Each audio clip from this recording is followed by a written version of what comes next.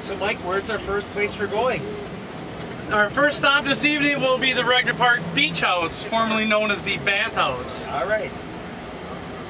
I can tell you we have $894,000 raised for the renovation. Wow, that's outstanding. Yep. That's outstanding. No bids yet though, Mike, I take it? No, we are out for bid. Okay. We have the mandatory pre-bid walkthrough next week. And then the bids are due September 14th. Okay. Yep. This is a big project, lots of moving parts, so we do a mandatory pre-bid walkthrough so everyone has a clear understanding as to what they might be bidding on. So if the numbers come through at the end of September, you would start work this? Our goal is to start in October, November this year. Yep. Outstanding. Is it open for ice skating? No. Well, if the pond opened, or if ice skating, no warming house. About an 89-acre park. It's our first and key community park here in West Bend. We have lots of active recreational amenities.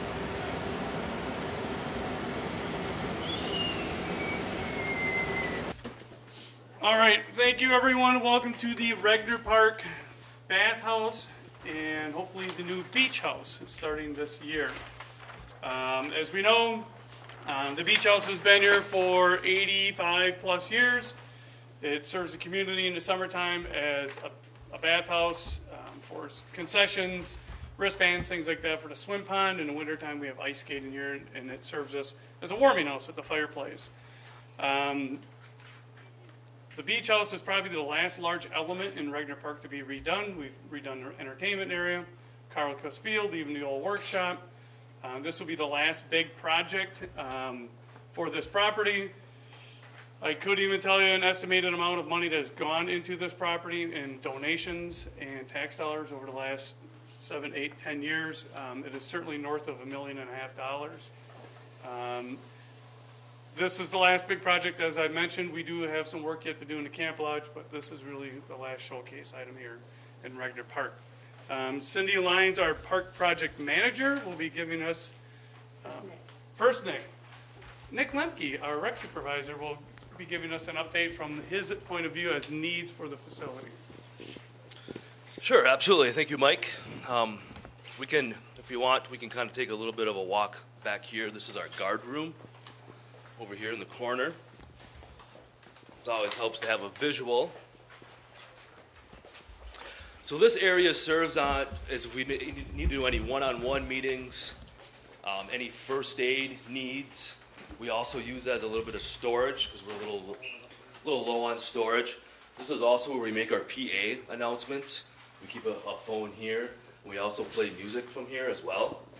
This is our first aid station, and we keep this kind of by our headstand because if there's ever a first aid incident, we kind of like to go to them on site where the injury was, because obviously bringing them back here, it's pretty small, pretty condensed.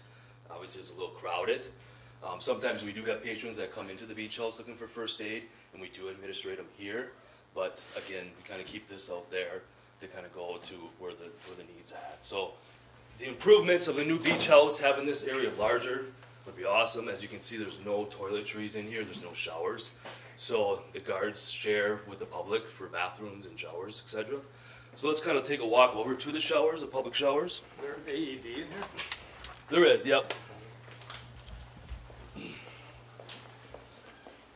So this is kind of our concession stand storage here. And then, Mike, could you flip the lights on for the showers? This is the men's shower, and as you can see right across is the women's shower area, changing room. You can kind of come in this way.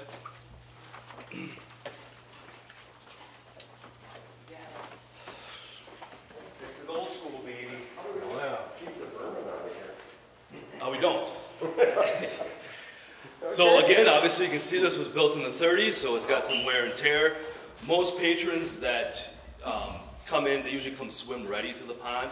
We don't require patrons to shower like at some pool facilities or aquatic centers. So some people do use this for changing, but mostly they're looking just for a place to shower off for sand, you know, from the beach, so they can towel off and be on their way. Where's the shower? Right here. Oh, okay. Those are just changing areas. One works, yeah, these are changing areas here. The new plan on the beach house has an exterior water spray that will accommodate people for showering off. They'll love it because, again, that's mainly the question we get with this area. Otherwise, it's very underutilized. So we can move on to the restrooms. We can go into the men's. So here we have the men's restroom. These are our urinals. They, a lot of times the water's not running and flushing, but we did repair that so that they are flushing. But as you can see, when they do flush, we have a leak right there. And the stalls, again, built in the 30s. They're very condensed, very small. People were of smaller stature back in the 30s, so people kind of have a hard time to kind of crammed in here. During the hot days, we get a stench. It reeks in the bathroom area, even when after it's cleaned. So this is our family restroom changing area. This is the most utilized location area. When mothers, parents come in with young children, this is the area that they seek out. So therefore, we will have two family changing areas, not only with toiletries, but also with a shower and changing for children. It's right here. So sometimes we have like a backup of a line, and we say, you know, we do have the men's, we do have the women's, and they said, yeah, we know. But they prefer to wait for this area as well. So again, the new beach house will have more of these. It'll be larger, open space. There'll be great upgrades, of course, to the modern day technology and usage of these facilities. As you can see, the women's area here. Now's your chance. It's very small, condensed. Shit, I'm waiting on you. Doesn't even want to see it. We can proceed down this area here. So this is kind of our front counter area. If you've been here during the season, there's a lot of signage on here, you know, as far as our hours and prices and any rule information that's needed. This is our cash register. We only do cash or check at the beach house. With the upgraded improvements, we're exploring the possibility of getting a credit card so we can charge. Obviously, that's an issue with patrons coming in, and we do post, we have signs that say cash or check, but sometimes they miss those signs. They get all the way up here and they only have cards. So this hopefully will be an improvement as well, this area. This is our sale cooler and our cooler for beverages. We have some leftover product here that we're going to sell at some upcoming events. But we are looking to use these coolers in the new beach house as well to kind of save some expense. They are operational and currently working. They're obviously aged, but like I said, they're working. So we're going to reuse these appliances.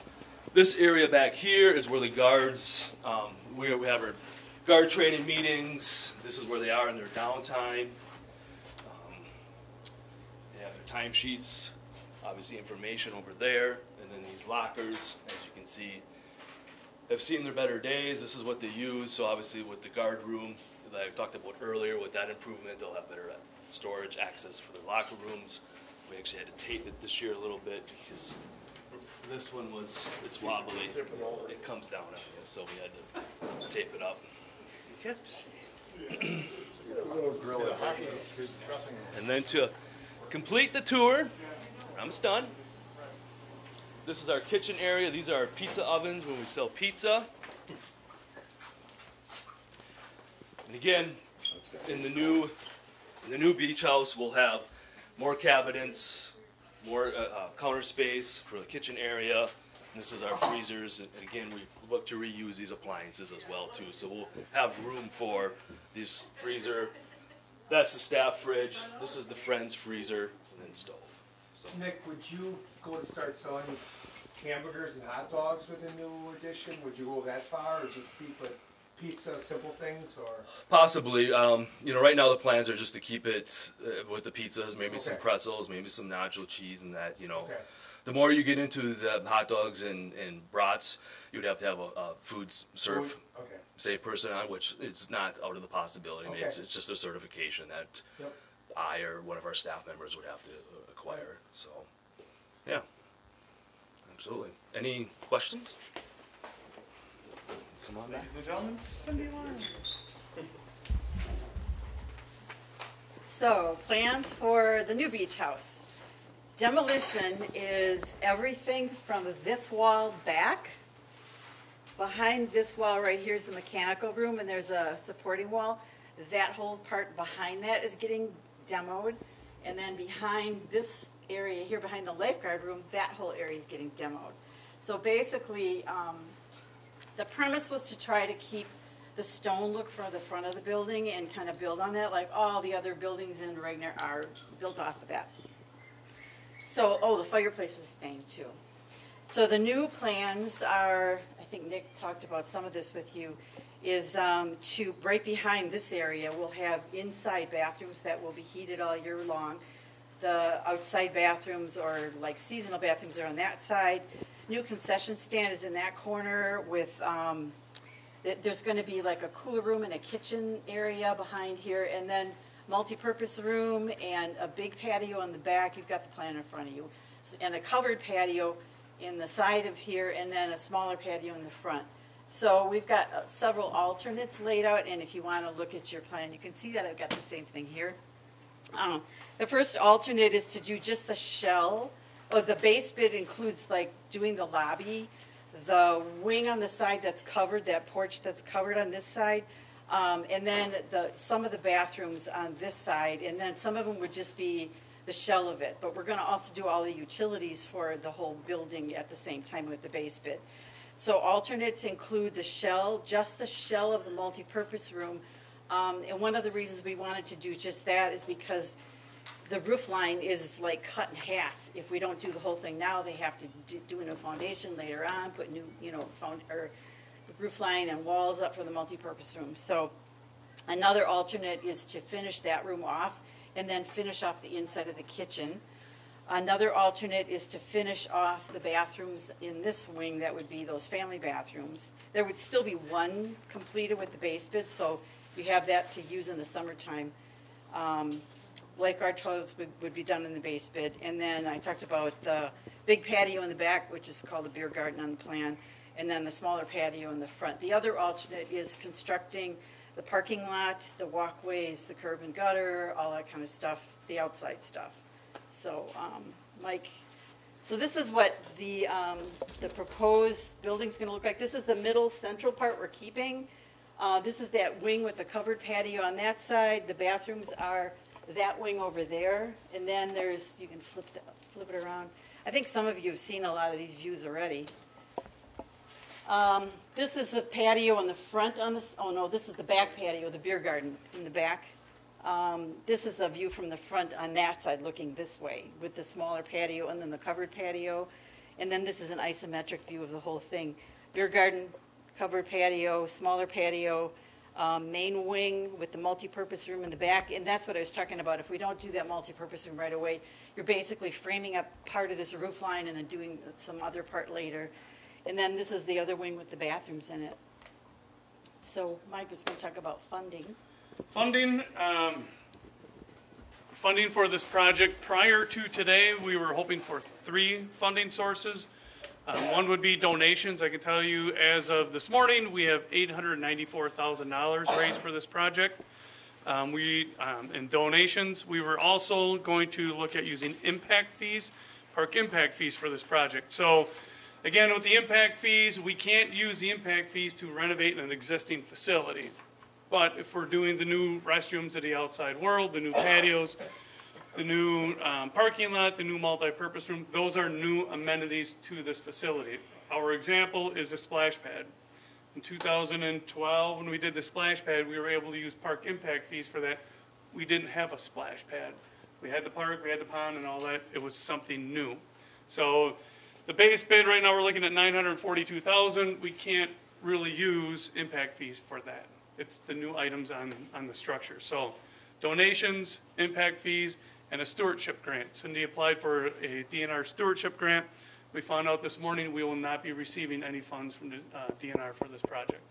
Unfortunately, we will not be receiving funds for this or the All Abilities Playground at this point in time. The All Abilities Playground in the future, could we apply again for a grant? Yes, we could. So right now, funding sources are donations and the park impact fees. Yes, sir. Mike, could you explain, maybe everyone doesn't know, impact fees So that's, every time a person builds a house or whatever in West Bend, they have to pay, right, a park fee. That is correct. And you can hold on to it for so long, but you start losing it, Right. right? Yep. And we have money, how much coming up here, that if we don't use in the next couple of years, we could lose Right. some monies. And I was going to cover, and it's, Oh, no, okay. Mike, that's a great question, a great thing to bring up. I was going to mention it later on in the meeting when we have our quarterly report, financial report. But right now, we have $491,000 in that account. The most recent deposit is the Trails Edge development over on Forest Avenue. And that dollar amount, I think, was $290,000. Yep. So again, those impact fees like Mike is talking about, we do a residential development like Trails Edge, we do a residential development like the brewery, or someone builds one house, we get an impact fee off of that. Those impact fees go for new parks. If it's a new neighborhood that's going in, I'm going to take Prairie Meadow, for example. Prairie Meadow neighborhood park or neighborhood was constructed, we use those impact fees for their neighborhood park. We try and use them as close to home as, as we receive them. This is close proximity to downtown. We're also going to be using some impact fees for the new Riverwalk sections. So literally the brewery's money for their impact fees are going to be used right outside their door. And that's what it's designed for. Yep, and impact fees, we can hold on to them for 7 years. So Carolyn does an outstanding job tracking this because we could get one impact fee today and another one 3 months from now, and each one of those has a deadline attached to it. So Carolyn, it's a challenge to kind of keep that going as these are all coming in, but Carolyn does a good job tracking that. So September, most likely, we will have a proposal before the commission to utilize some of those impact fees for this project. We have this project, we have Phase 3 and Phase 4 of the Riverwalk, which we'll talk shortly in a couple minutes downtown, where we're looking at using some of those impact fees, and also Parkside O. And Parkside O, we're not looking at developing and constructing a fourth community park. We couldn't maintain a fourth community park. We wouldn't be able to construct it, et cetera. But there are needs over there we have the property, let's establish some biking trails, some parking, a small playground for those neighborhoods in that area. We are lacking some of that according to our park and open space plan and the city's comp plan. So we've fallen behind a little bit in that one area. So some big projects out there, some large deposits into the impact fee account. The brewery, there's 2 other developments that are out there I can't really discuss at this point in time. That could be another $400,000 in impact fees in the future. So some tall orders, the beach house, losing $250,000, not losing, but not acquiring a stewardship grant. That's $250,000 for this project. That's parking lot. We renovate this, we could hold small, because we're gonna use this building 12 months a year. The patio's gonna be used seasonally, in the summer, things like that. This thing's gonna be great. This thing's gonna be hot. It's gonna be a huge rental for us, air conditioned, heated, et cetera, et cetera. You wanna have a small wedding here in October or something like that, you would have 2 patios, 2 open air patios, a covered pavilion, this back community room. I mean, you wanna set up some tents, all that stuff. It would be really cool. I look at what we're doing out at the Conservancy for weddings. We could do that here just without the barn, and it would be a different setting, different atmosphere, but it'd be cool. Carolyn and Tanya take calls all the time. Like Riverside, that's a big rental for us. We're looking at air conditioning it, where we're hanging on to that thought, that idea. If we can get this built, this constructed, here's our new big community room. So in the future, would we look at air conditioning and do some modifications? Riverside, sure, we'd like to. Our renters would love that. They ask us about it all the time because it's a hot box in there. It's horrible. Set up some fans, open windows, but people still use it. So yeah, that's Beach House. Questions, comments, thoughts? What do you think? I'm always a question, guys. So the restrooms, will they have, when you're not open here, will they have outside access, closed and shut like you do up over by Sterco? Yes. Same deal? And that was one of our goals, was to have family changing rooms, just like what we have here. If you go to other facilities, YMCA's, you go to water parks and all that stuff, the family changing rooms are huge. As a father, when my daughter was young, I'd take her for swim lessons and all that. I needed a family changing room to facilitate that. Same thing here, we can, the kids, parents can get in there and take care of their business, but we will have several restrooms, if we get enough funding, open to the outside world all the time. So they would open mid-April through mid-October. So we would have the Carl Kuss restrooms, the ones up here, and then these here. And our largest playground is here. The parking lot, everything else, we need some restrooms on this end of the property. So that would really facilitate that need. So, The schedule for this property, this is out to bid right now. We have a mandatory pre-bid meeting on Tuesday.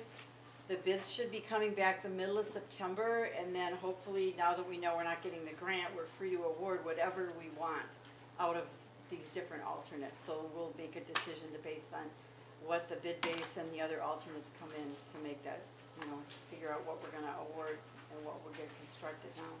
yeah, with the stewardship grant, we would be at the mercy a little bit of the DNR schedule. We wouldn't be able to start construction until November. We start construction, the project started, the DNR would look at us, we don't need our funding. So we would have to literally wait till November, December to get the stewardship funds before we could start construction or any of the renovation, things like that. So $250,000 would have been nice. We could have hired a contractor, got them ready, and waited for that. But no, hopefully we can start sooner. Hopefully these bids, and the bid estimates we have here, we've hired HGM Architecture, because this project's kind of been on the shelf for a couple of years, and obviously now it's here in front of us. The lead architect over there, Ron Henschke, he's done a great job. So these are his numbers. Cindy and I are not, I'm not an architect. I don't do this for a living. So these are his best estimates at this point in time. Hopefully these are high, and hopefully the bids come in low. Hopefully the crazy material costs are starting to drop here a little bit, things like that. Maybe things are getting more stable. Hopefully a fall, winter, spring project will be appetizing to some general contractors and whatnot. So I don't know. It's going to be interesting to see what generals are here next week. That'll be kind of fun to watch. So, other questions besides mine? No, just kidding. I know. That's good though. That's good. You guys want to walk in the bathrooms one more time or anything? Anybody needs to use the bathroom at all, please? Otherwise, the construction site down in Riverwalk, there's a portage on if you want to use that. So that's, you won't hurt our feelings. So okay. Air conditioning, right? In the van, yes. So give us a couple minutes, we'll lock at the doors, and then we will get out of here. Got it in the day though. All right. Work a little harder today. Yeah, and that duffel bag is the AED. Oh, okay. That duffel.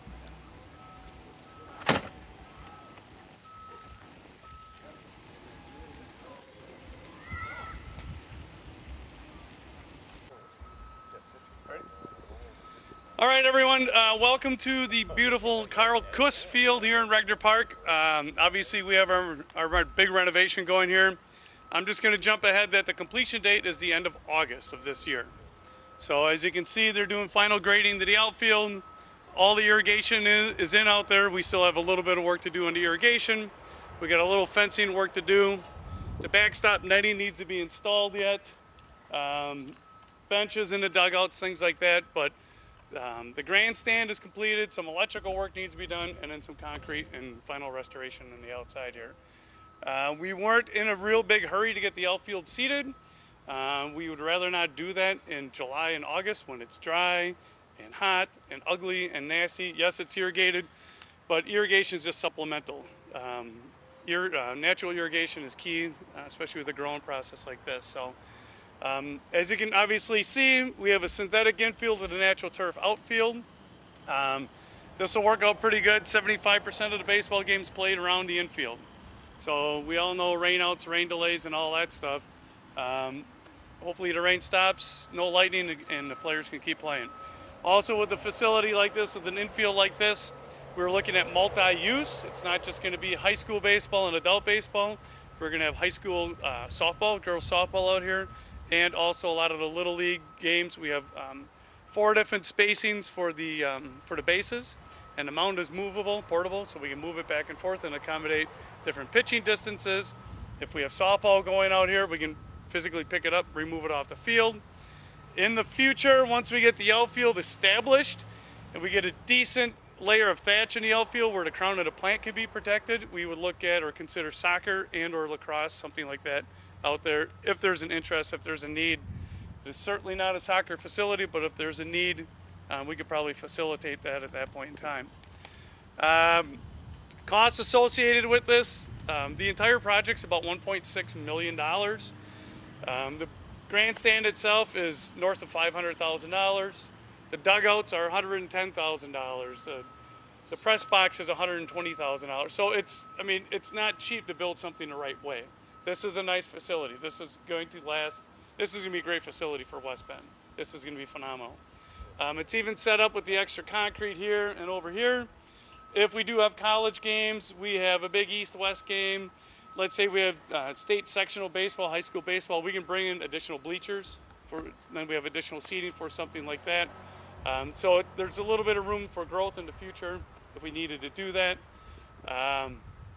Little things that we're going to have to finish this fall or next spring. Batting tunnels on the outside. We want a flagpole. It's an athletic surface. We want to get an American flag up for each game, things like that. So a little bit of that yet hopefully before the season starts next year. At times there was a lot of talk about having a full synthetic field, and that would be nice, but that would cost an extra $500,000 to $600,000. That is a lot of money. Again, 75% of the game is played here in the infield. I think this is great. I think this is an outstanding facility. When we get this thing grown in, we start playing on this, this is going to be a win-win. In the future, we're hoping we're going to have lights. Right now, we don't have the funding for field lights, but I can tell you all the conduit has been pulled and in place for lights, which is huge because the conduit's underneath that concrete. So get that in, think about it ahead of time. Obviously, we had it surveyed, marked. Steiner Electric was in here. They got it all laid out for us. We're good to go that way. Pour our concrete over the top. We don't have to worry about it in the future. One question earlier was on the dugouts. We do have storage in the dugouts, like this one over here.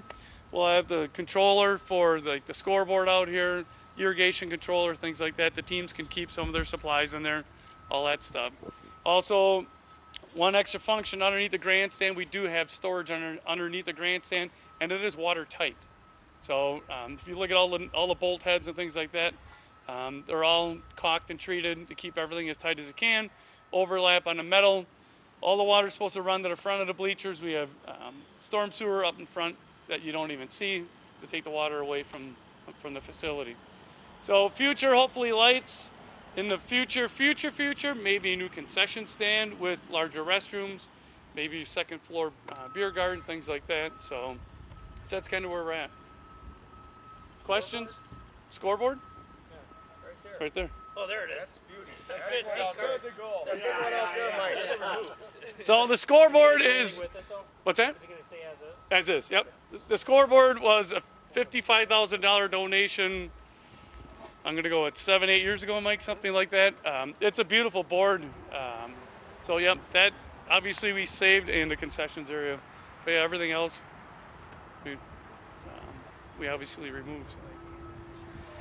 We will probably not play a game here. I know there's been some talk about doing something on the infield. There's been talk about, do we do a kickball game? Do we do something like that? I mean, I think it'd be cool. They want to run some youth clinics or something like that on the infield. I think that'd be really cool. I think it'd be really cool. Suppose I could talk about the turf also a little bit. This is a rug. You're standing on a rug is basically what it is. They put it in, the different colors are all seamed in together. They overlap them, they heat them, they melt them together. If you look close enough in here, you can see the black rubber that's in here. That's like a crumb rubber. That's ground to a certain particle size for this type of turf. Like the Kewaskum High School, it's a football soccer field. Okay, so in that they have two different weaves for that field. Because for soccer, they use their standards for soccer. If you take a soccer ball at nose high and you bounce it, it has to come up to chest high.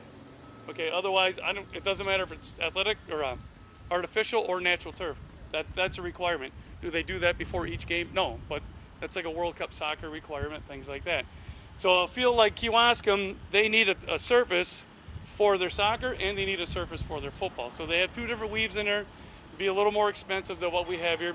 This is baseball, softball. They need that bounce off of this, things like that. Right now you can look, you can see there's a lot of rubber. You can see up at the surface. It's good in some ways, Mike, that we are not having any games this year because we want rain on this. We want snow on this. We want everything to settle. They can do everything they want to get this as flat and smooth and beautiful as they can. I can tell you there's a couple of spots out there where a little low, a little high, things like that. Let this settle. They want it rock hard. We're going to do some grooming this fall on here to kind of keep things moving around a little bit.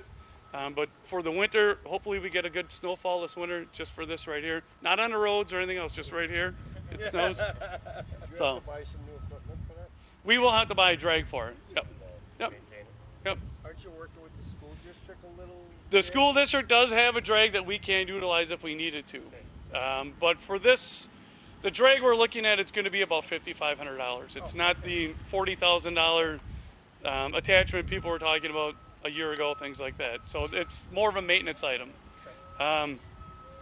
See the big white bags out in left field there? Those are all filled with rubber like this, and we have 2,000 pounds worth of rubber back at the shop. We'll have to top dress this at times. The key areas, obviously, here around home plate, things like that, where the rubber's going to get moved. It's going to get moved out of there with the players, things like that. We'll have to move it back in there, top dress it, groom it. So that's why for wanting to borrow the school district's drag all the time, it's just logistically, we need our own. That way we can take care of business. Also with this rug, if you look at right below the wall, you can see the concrete ribbon. We have that concrete ribbon all the way around, and on that are boards that are attached to it, and the rug is actually stretched to that to help keep it tight.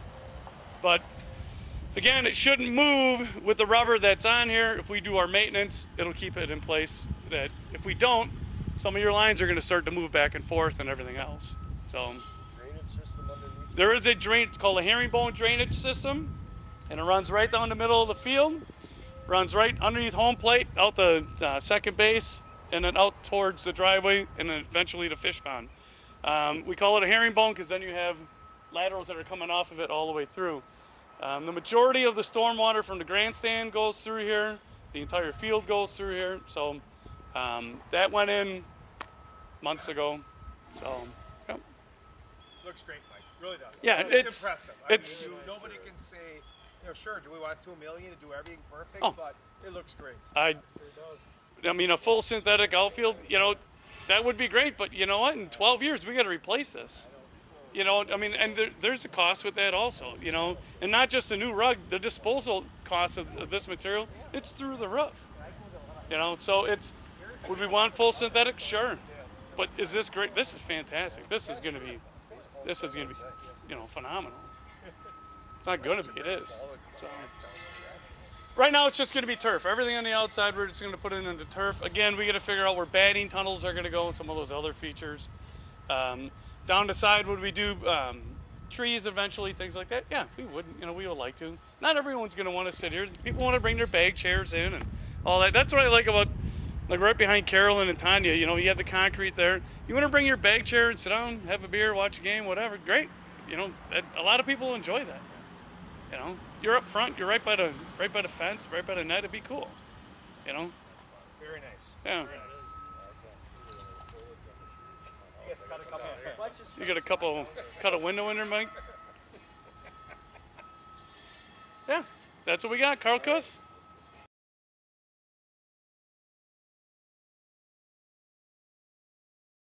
Okay, we are down at the west side of the Riverwalk. Mike asked me to talk about what's going on. You've all seen the plans, the pretty pictures of what this is supposed to look like in the end. So he's asked me to talk about the down and dirty details, what happens before all the pretty stuff is done. So I'm just gonna give you a little bit of background on this project. We started work on this back in 2018.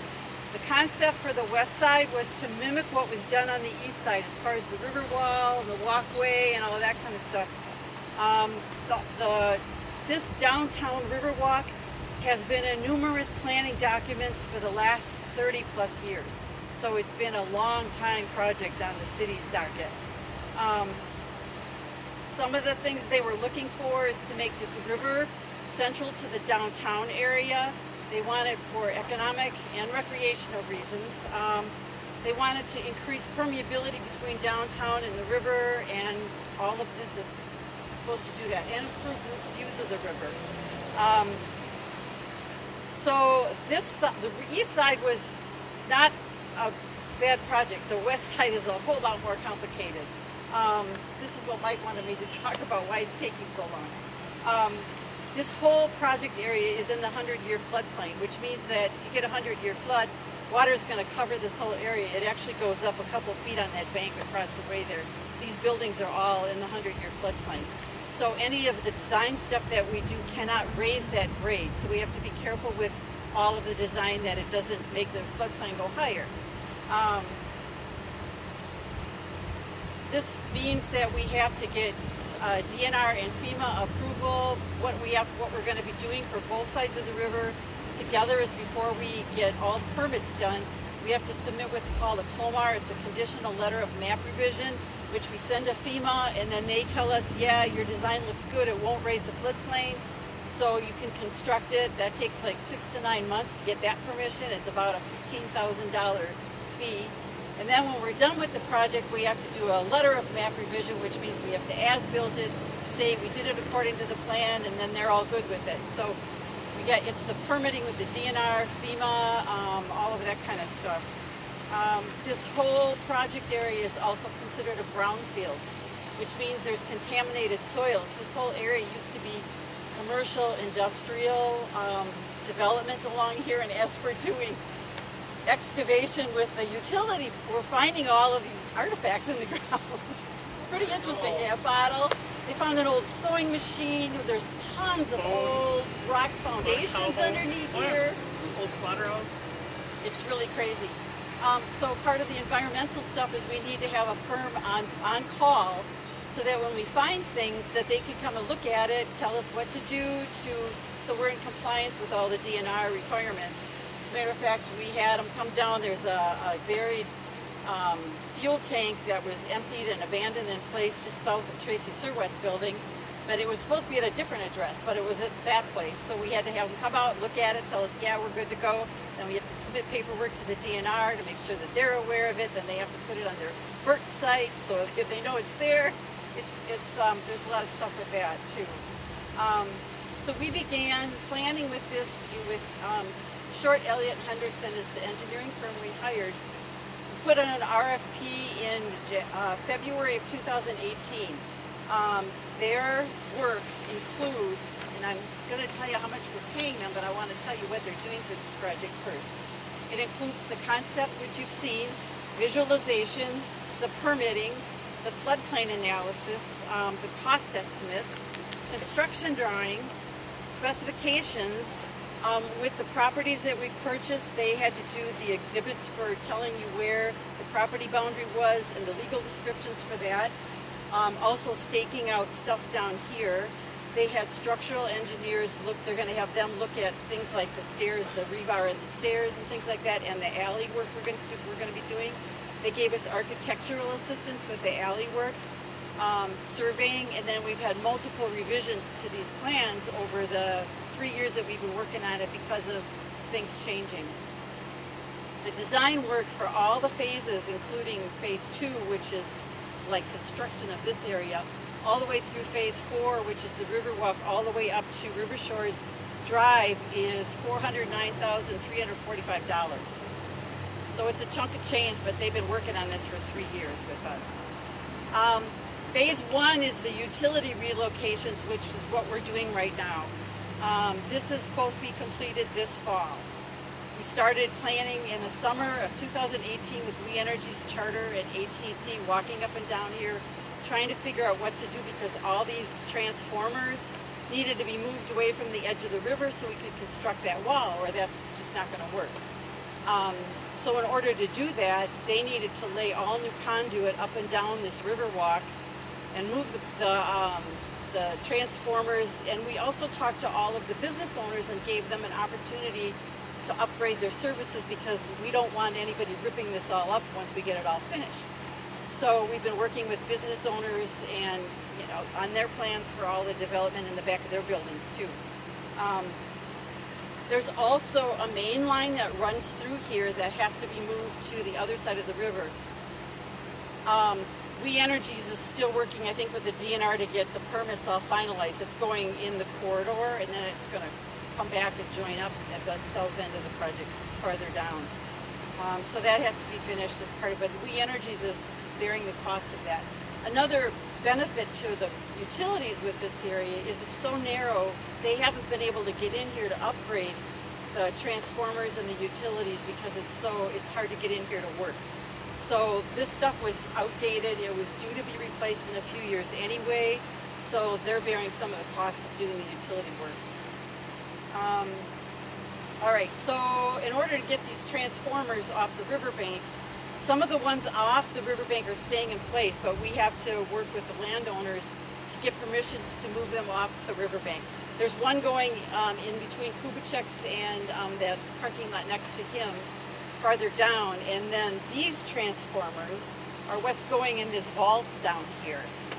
They have to have the transformers spaced out a certain distance. They can't go over that distance or they get too much line drop. So we looked like for months out here trying to find a place to put these 3 transformers to avoid doing this.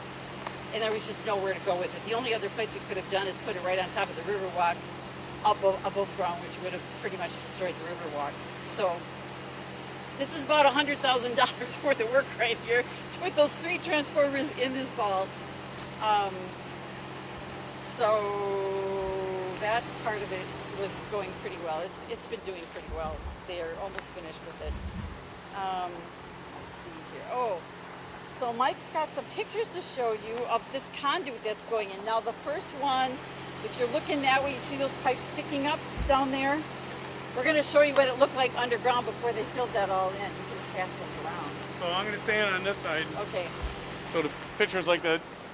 When I show you, just remember kind of where the gray steps are coming down.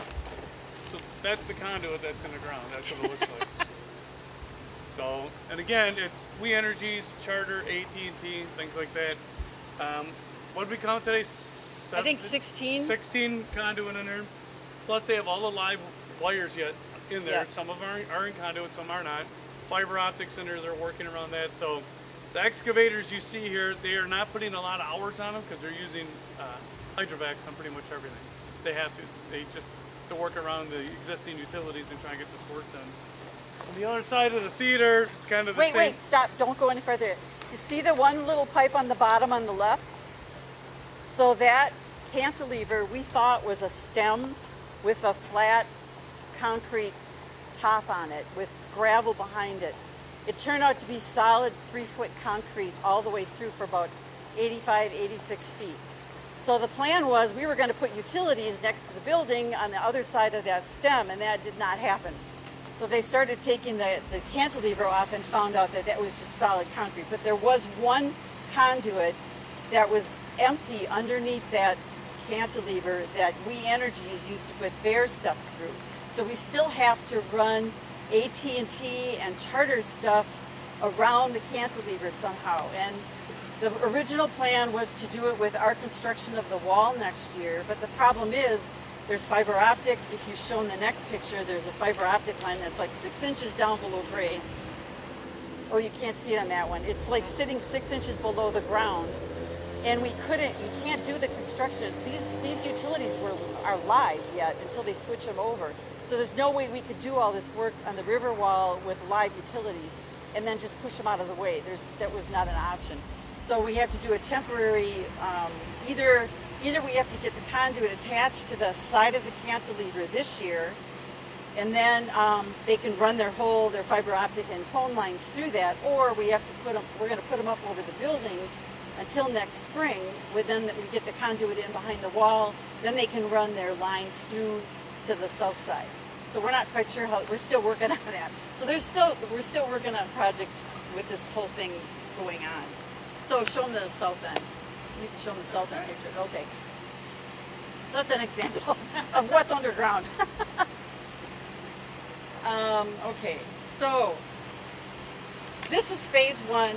Funding for this was from donations from West Bend Mutual, the Bid Board, CDBG funds from the city, Redevelopment Authority funds from the city, West Bend EDC, and then we had Fund for Lake Michigan give us $100,000 toward the design. And then we had We Energies. And park impact fees are going towards part of the design too for the northern areas. The total of all of this was $2.57 million. So that's phase one. All right, phase two. Phase two is actually construction of the Riverwalk from the Moa Bridge down south to Veterans Avenue Park. The goals for that, when we had all the walkthroughs with SEH, the first summer we started this, were to improve, increase the space behind the buildings, improve the aesthetics, provide more pedestrian space for people to walk up and down here so that when they develop the back of their buildings, then they'll have room for everybody to get out here and go up and down. And it's a bike path too, so it needed to be wider. One of the other things we're going to be doing is we're going to be starting, we had to work with the theater and their schedule. So plan is to start construction of the alley between the theater and Hussars next winter. We're going to be working in the river starting June of 2022. The DNR permits don't allow you to put sheeting in the river until the spawning areas are done, or timing is done.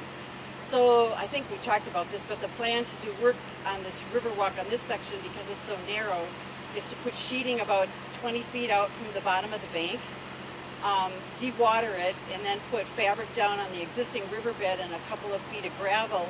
And then they're going to come off the bank right about where those transformers are with all the equipment. I mean, they've got backhoes and dump trucks and everything else. Plus, they got all of the river wall material to bring down there, gravel. So they can't do it from the bank. There's no room, so we're going to do it in the river. The DNR actually gave us a permit to do that, so there wasn't much choice. The reason we did it that way is we did talk to the contractor who was doing construction on the east side to ask them, how do you even go about doing this construction? And they were the ones who suggested that, so it's working out pretty well.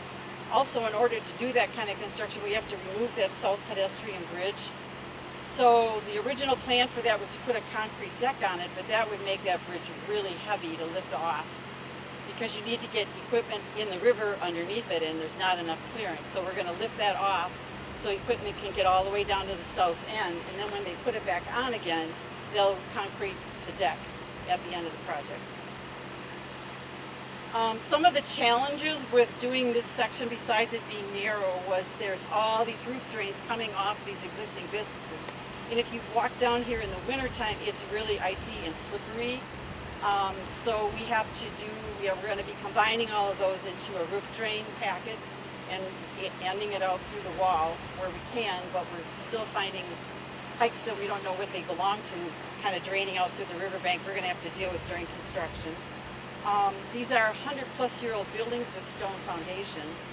So in order to make sure that we can do this construction without damaging the buildings, one of the things we have to do is videotape the inside of the buildings and the basements to document what's there before we start. Because once they start driving the pilings for the sheeting, there's a lot of vibration with that. They're also going to be putting seismometers in the building basements to track that kind of movement, to make sure the city doesn't get sued in the future for anything that they claim. So we have to document everything. We talked about the narrow space and that they're going to do this from the river.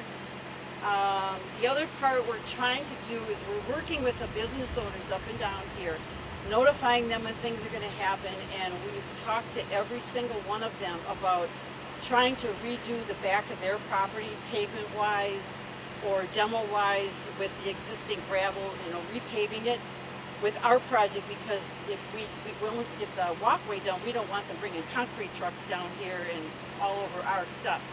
So as part of our project, we're going to ask the contractor to give us quotes for the business owners, and then give them that information, and they can accept or reject those quotes for that work, so that'll all get done at the same time. So all this will look, the paving area will look really nice when we're all done with the project. We need to, pardon? Oh yeah, they're asking us if we hadn't brought it up. So we're also have to keep emergency access up and down this whole Riverwalk open for the people to get in and out the back doors during construction. We're incorporating some stormwater infrastructure in like pervious paving near the back of the wall, and we will have some planting areas for all of this.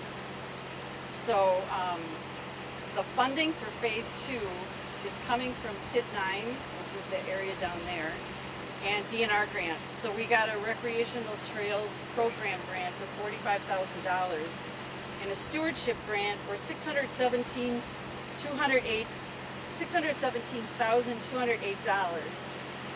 which is sitting in the Joint Finance Committee, and we're not sure we're going to get that money, and stimulus money. So that's phase 2.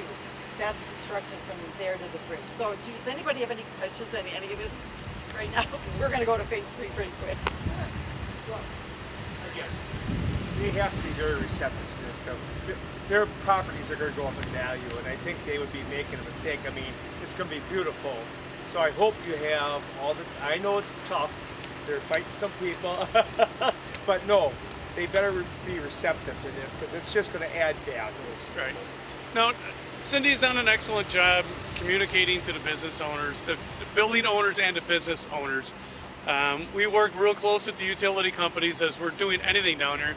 They need to also communicate often with these people so people can park and not park and things like that, so there's open communication. Every single thing we can do today, and hopefully tomorrow, when we get this construction started, we can work hand in hand with a lot of those folks, and you know, hopefully we can get them some good quotes from our contractor, things like that, all at the same time. So it should benefit them, should benefit, you know, the Riverwalk and the city. I don't remember, did they use their bid money? Some of the bid money has gone towards the Riverwalk development. It has. Could they use it for back here? They could in the future. Also, with that being said, the city is looking at redoing Main Street downtown. So some of that bid money might be allocated for that. I don't know for sure, but that'll be another large project for down here. Other questions? So if things go as planned, again, the DNR stewardship grant is in limbo right now. It is very frustrating. We don't know if or when they're going to review it, etc. So if we don't get that funding, we might have a gravel Riverwalk for a while. I don't like to say that, but that might be a reality. If that funding comes through, we're bidding this out this fall. Construction starting this winter, mainly to alley, next spring. Yep, that would be pretty cool. Finish 2023 early. Or fall 2022. The contractor has great weather. They get a lot of people out here. Other questions? As otherwise, next we're going to walk down to phase 3. What?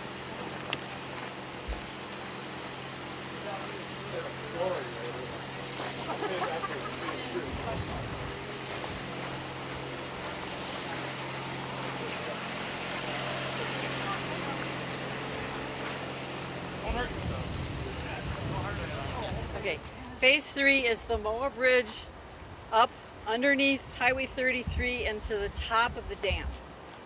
You've seen this is part of the plan. This is Highway 33. That's the Moa Bridge. So the goal for this part of the project was, this was never Riverwalk. I mean, there was an easement to go across that bridge, if you recall. The old bridge used to be here across the river, and there was an easement to get the path over to the other side of the river. But when that went away, the Riverwalk pretty much went away. So the goal for this was to get the Riverwalk extended under Highway 33 and to join up with the Riverwalk North. We needed to also maintain some parking and provides that handicapped canoe launch and a fish deck, because there's no handicapped launch down here at all. It's all steps. So the challenges we faced, one of them was the acquisition of this property. We started that back in 2018 also. These buildings have changed owners. The BL Branch Group used to be owned by BMO Harris. We had an agreement with them, what we were going to do as far as developing that parking lot and what was going to be up there. And then we talked to Mike Krailkamp about buying part of this property to run the walkway through here and put the fish deck and the boat launch in here. And we were going to close in May of 2020, and it all fell through because BMO Harris, somebody from the BL Branch Group, when they bought that property, somebody back in the New Jersey office decided that they needed to have exclusive parking. That parking lot to the north was originally going to be all public, but then they decided they wanted to have some for exclusive parking for their own businesses, which is like, okay, then because Mike Krailkamp didn't, originally he knew that was going to be public, so he changed his mind and said, no, I'm not going to sell you the property, because that was the original premise of selling you this property. So that meant redesign of that parking lot to put more spots up there, and redesign of this parking lot to put more spots for him on this property. And then we finally got everybody to agree. And I think we just finished closing this spring on this property, so it took a while. The acquisition of those properties was a real job. And they're also brownfields, so that was part of it on this part of it. And because we got a stewardship grant to fund half the acquisition of this, we needed to have an agreement with the DNR. And we needed to do a phase 1 environmental site assessment, and because they found some contamination, we needed to do a phase 2 site assessment, which is the soil borings and doing the analysis of the soils. So they found contamination here, so we needed an agreement with the DNR to purchase this, and there was a timeline with it. That ran out. We had to redo the phase 1 all over again, so it racked up the prices on some of that stuff. One of the things we did do is arrange with easements for the road through here. Service Drive has got a really weird kind of configuration. It goes into the river and it doesn't really cover some of this pavement. So we got an easement with this property owner and from Sales and from the Beth Rose now owns John Fillins' property. It's a 16-foot wide easement to allow parking or like deliveries and stuff to get down to Hussars in the theater. So that's going to be a legal easement now. And we also bought enough property from Mike Krailkamp to allow us to keep the whole Riverwalk on city property, which was a little sliver down south of the wall down here. When we were talking about the underpass, we needed to confirm with the DOT that we could put this underneath the bridge. They're allowing us to do an 8-foot clearance instead of a 10-foot clearance, which is what their usual requirements are, because we can't put it down too low or it'll be closed off too much from high water.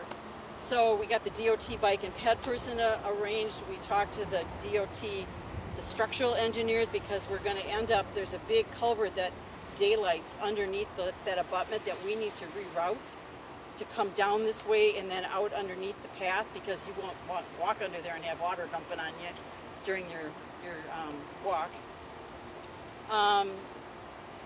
And then we had just DNR requirements for going in underneath the bridge and in floodplain and wetlands and all that kind of stuff. The other part of it, place of origin, which is that park north of Highway 33, was a Superfund site. So they cleaned that up a long time ago, I think before Superfund even really got going. So it's very contaminated. So we have to be careful what we do up there. And with contaminated soils, if you've done anything with that, there's special disposal that you have to do with that. It's way more expensive. So that was something else that we had to deal with. We Energies has that substation, like just to the west of Place of Origin Park. So we're coordinating with them on putting the path through there, that we have an easement now to have the Riverwalk on that existing asphalt path, but the new path is going to come right from the bottom of the bridge up to join the other path, and that's not on We Energies property, but it's a new section. That's where we can use impact fees for that. So the funding for that phase 3 is, actually I didn't tell you what the cost of that one was. Phase 3 costs are estimated at $2.785 million. We have the DNR acquisition grant that's going to be about $110,000. We have TID 10 money and we have impact fees. Plus, we're going to be applying for a stewardship grant for this section of the Riverwalk in spring of 2022. This should score really well. It checks all the boxes for stewardship grants. But this time we're going to keep it under $250,000 so it doesn't have to go to Joint Finance Committee. So hopefully that will be kind of a slam dunk. That's what I have for this one. Also with the funding, the brewery development it's a very positive impact on the whole community. But for the downtown area, just that development's going to be huge. But the TIF dollars and impact dollars, park impact fees for that, I mean, literally are going to be used right here. So that's, and again, that's what those impact fees are for. We're not going to use it somewhere else in the city, things like that. It's going to be literally right here. This development, the development of this Riverwalk section, will support that residential development. I know they're excited about this, and a lot of people are excited about getting an underpass under Washington Street. I think that'll be pretty cool. That'll be pretty neat. So,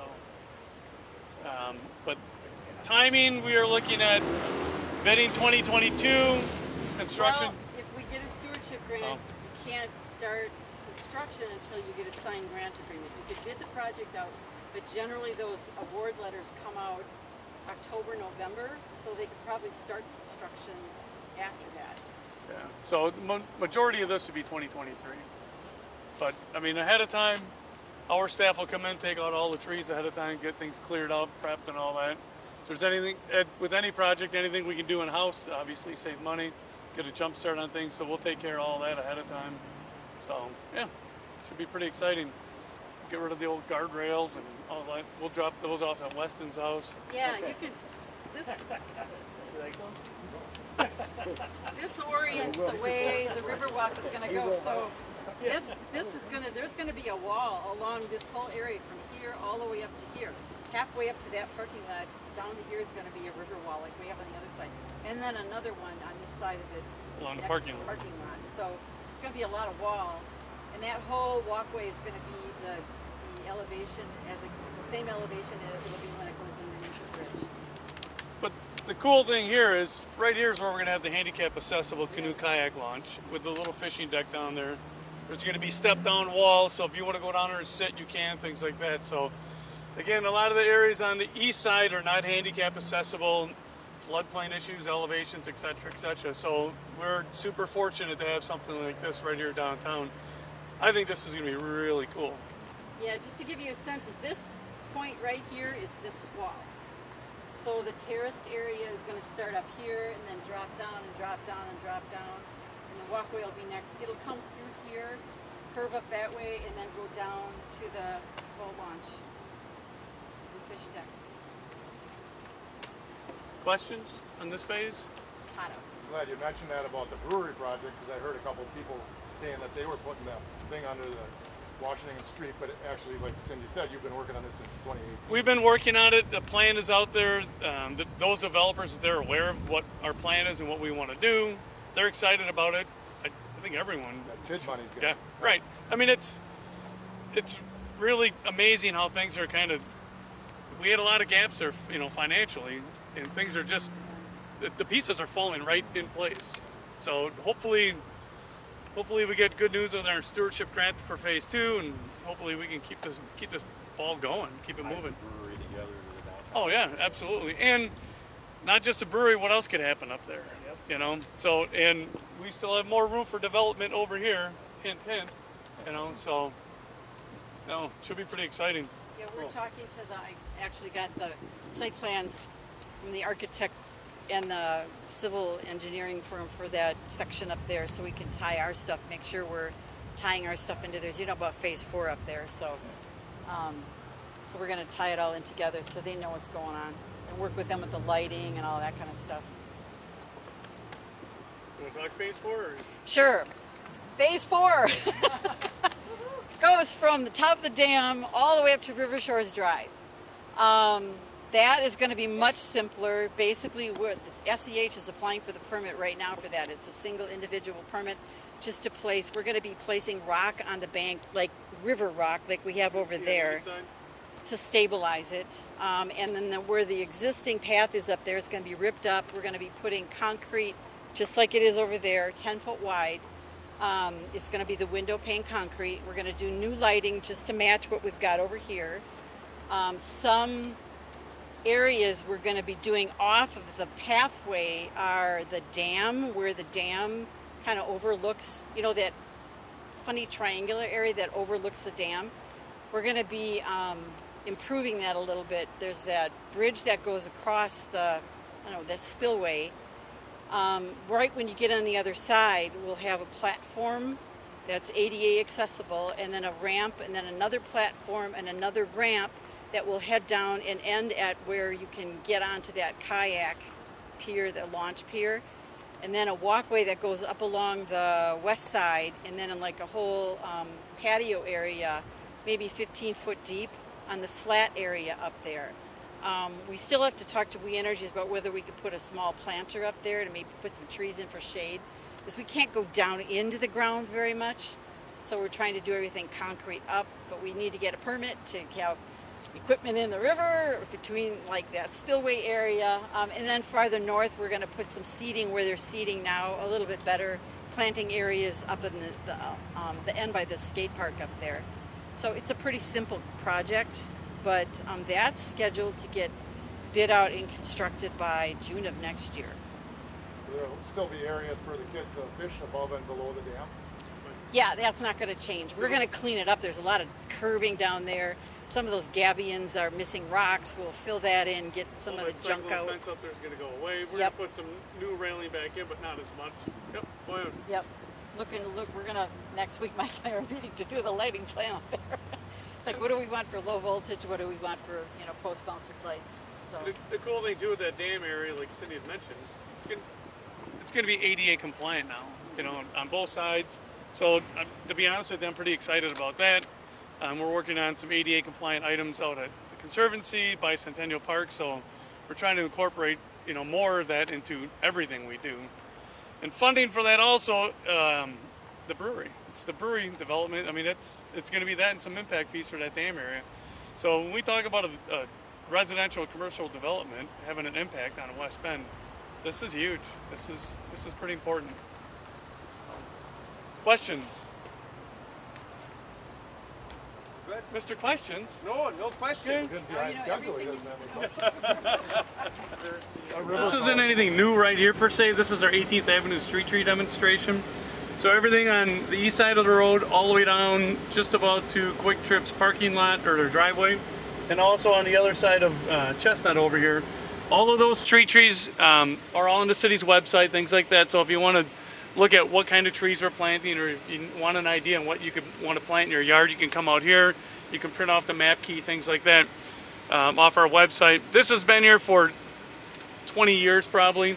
We are extending this now. Now we're are north of Park Avenue on 18th Avenue on the east side of the road. We're going to take those trees, get some signs up, things like that. Veterans Avenue, Riverwalk downtown along the east side, all of those trees we have tags on. So what we're trying to do is some public outreach and get those maps and that information on the city's website. So if someone wants to plant the tree in their yard, we're planting Buckeyes or something for a free street tree program. Someone wants to see it, they can go out and take a look at them. So just kind of something. Planting more species or Yep. just Yep, we're planting as many as we can. We're even looking at like Old Settlers Park. We've got a lot of even just different grasses and shrubs in there. We're looking at even just tagging those. So if people want to, kind of check out what we're doing, because those are big areas for people to walk, they can see them. I can see at times people are looking at the ones along Veterans Avenue. So that's kind of cool, just an outreach thing that we're trying to work on. So. Was there like 20 choices, Mike, or how many? What would you guesstimate? We probably over 30, Oh, 35, okay. yep, Okay. something like that. Cool. Nail the plaques to the trees. No, we just got them hanging there. We just have them hanging there. But this is what we have is the last time our urban forestry master plan was updated was like 1995. So part of that is like our approved street tree list and things like that. Well, now that emerald ash bore's gone, we updated our street tree inventory. That's all in the city's website. We want to do some of these more outreach things. Some of these items are going to be coming before the commission, like the approved and unapproved street tree list. That'll come before the commission for a vote, and then to the common council. So we're going to take the urban forestry grant and do pieces of it at a time. Normally a community would hire a consultant, $35,000, go hire them, they put it together. We're going to try and do it in-house. It'll take us a couple of years, piece it together. And we don't want just a document, hey, we did this, it's a plan, put it on the shelf and go away. It's going to be an organizational, operational document for how we prune trees, when we prune trees, the more mature trees, how are we going to prune those? All these new plantings we're doing all over the place. The little elm trees we're planting, we got to prune those at year 3, year 5, and year 7. Well, that's going to be part of that plan. So I quit and leave, Dan Farver leaves something, we have a plan in place, the city has. again, an operational plan, not just something, hey, this is pretty, it's got a nice cover, put it on the shelf because it's a plan. So just something we've been working on. This year we did receive funding from the DNR Urban Forestry Grant for that to help fulfill some of these requirements. So some of those items will be coming before the commission.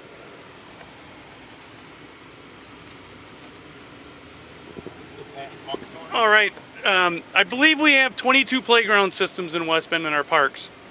This is our oldest playground we have here. This playground is done. It's seen its useful life. It needs to be replaced.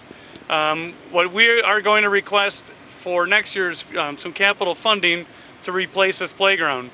We're going to end up over here. This flat area was at one point in time tennis courts, and then we had sand volleyball courts, we had dodgeball courts.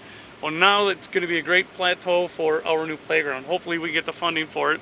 We're going to request money through our capital improvement budget.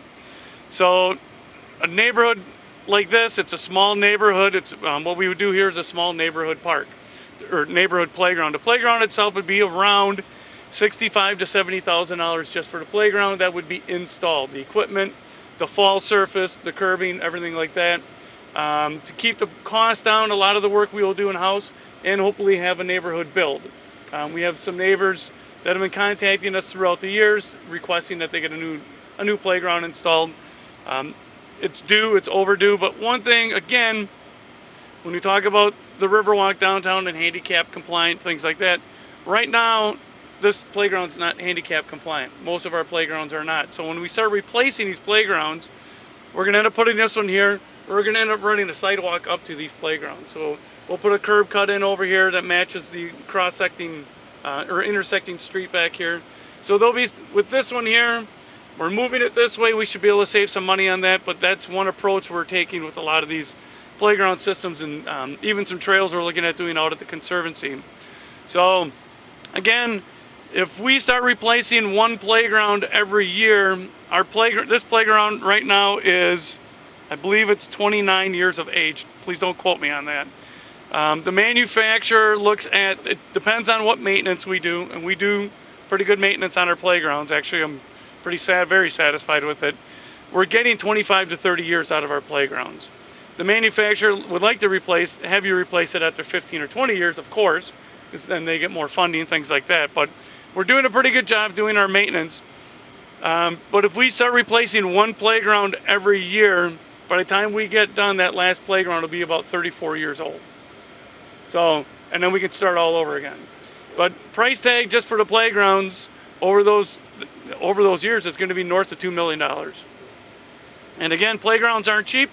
We need to buy durable equipment that can survive, and it's liability. A lot of it just comes down to liability. So.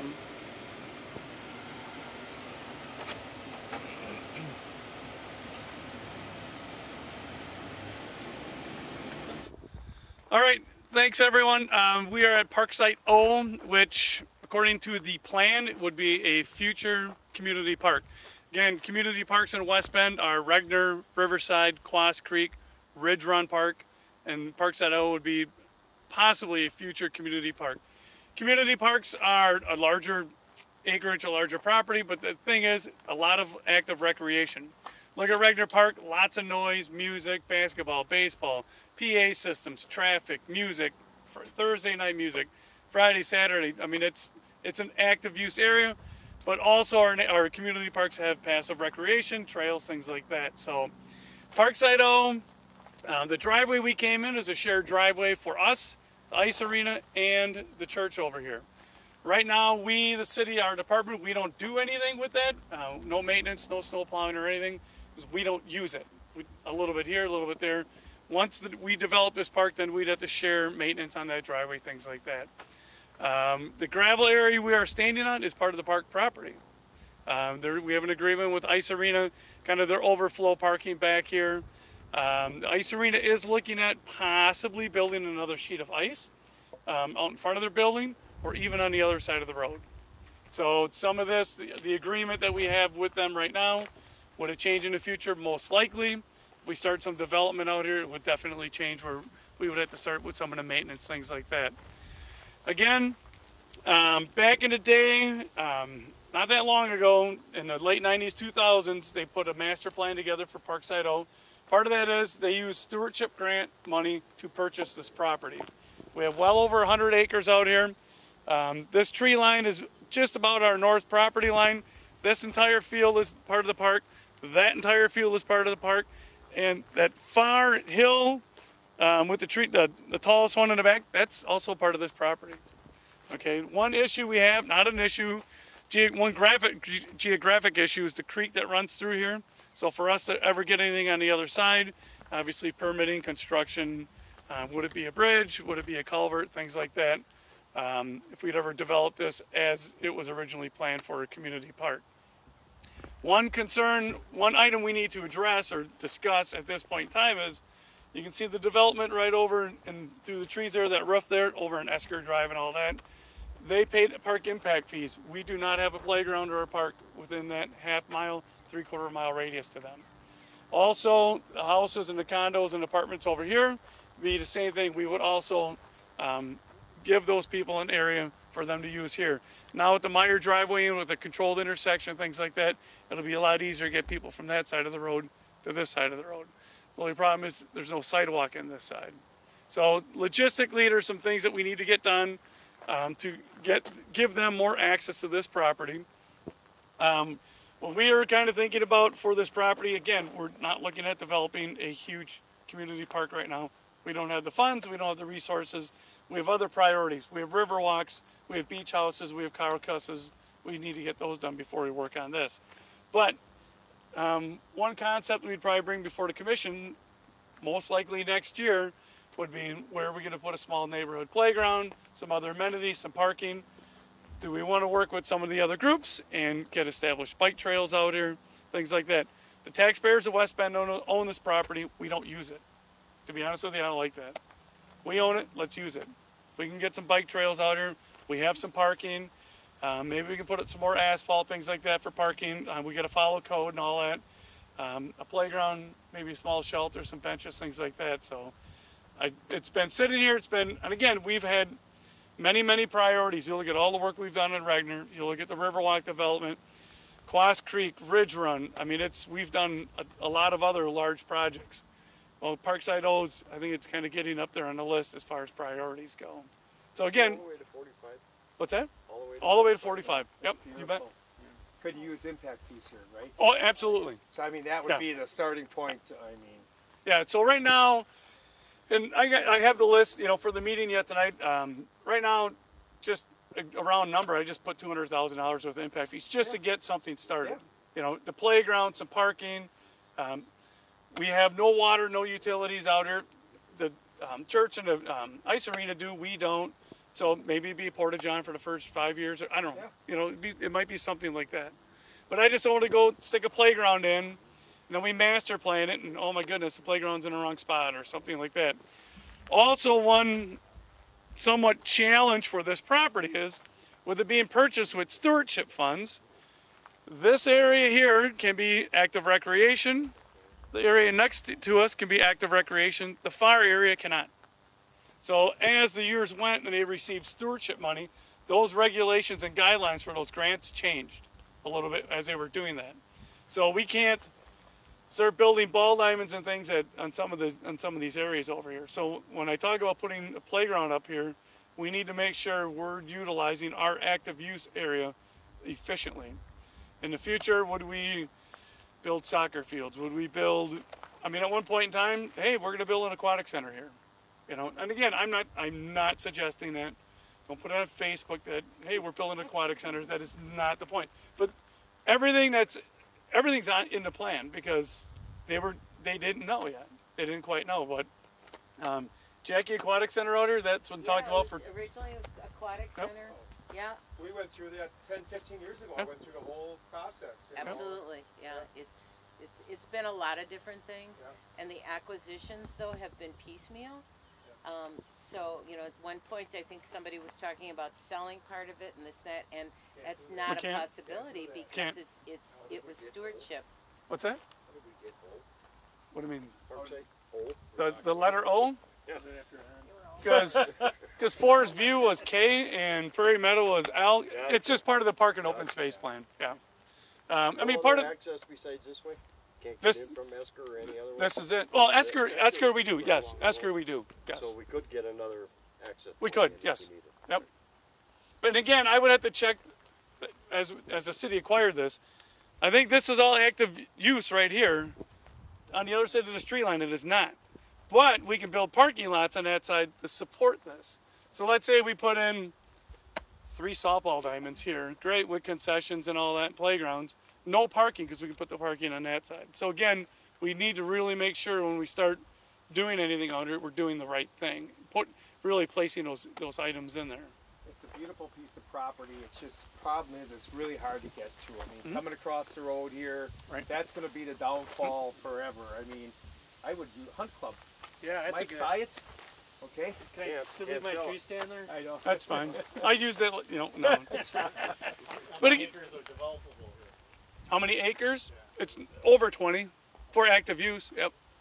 I mean, it's gorgeous. It's a beautiful piece of property. A lot But- of deer bed down here. Yeah, but I mean, and it's like the open field here. This field, the next one over, the farmer's still working. We mow these. We brush mow these every other. We just try to keep them under control. So when we do develop them, we don't have to spend $300,000 clearing the property. So we are doing some maintenance out here. But again, we want to do a small parking area, small playground, small open air shelter. Work with some of the bike groups, get some trails established. You get the high school club and things like that. They're going to drive here. They're going to drive here with their bikes, things like they can use this. Access, again, like Mike had mentioned, it's nice with the Meyer stop and go lights now, but we just can't get them down the road yet. I mean, I know there's talk about redoing South Main here and all that. When that is, I have no clue. Mike, the cell towers are also on our property, aren't they, or are they The not? cell towers on the Longergan property, Oh, we did on try and acquire that. That's a 15-acre slice there. They really like the revenues off of that. We try to. But, I mean, amazingly enough, we go through this field and, to the far end, and you start going north, we have enough property we can get all the way out to by the movie theater. The whole big marsh to the west of the movie theater, that's all part of this property. So in the future, what they were looking at in the future was connecting that over there, boardwalk trail, to get into the property from that point. So, no, a lot of foresight went into this property, thinking, years in advance to get this property purchased as the city grows. They thought West Bend would keep growing to the south, Yep, right? yep. I mean, that was. And the it might thought. again. And it might And again. it might. Yep. So, I mean, right now in our park and open space plan, we have another neighborhood park just on the other side of NN. In that plan, thinking that things were going to grow like that. And things stop growing out and they're growing in. When's it going to change? Yeah. So, Cool. Other questions? Park Seto? All right. Thank you. Very nice.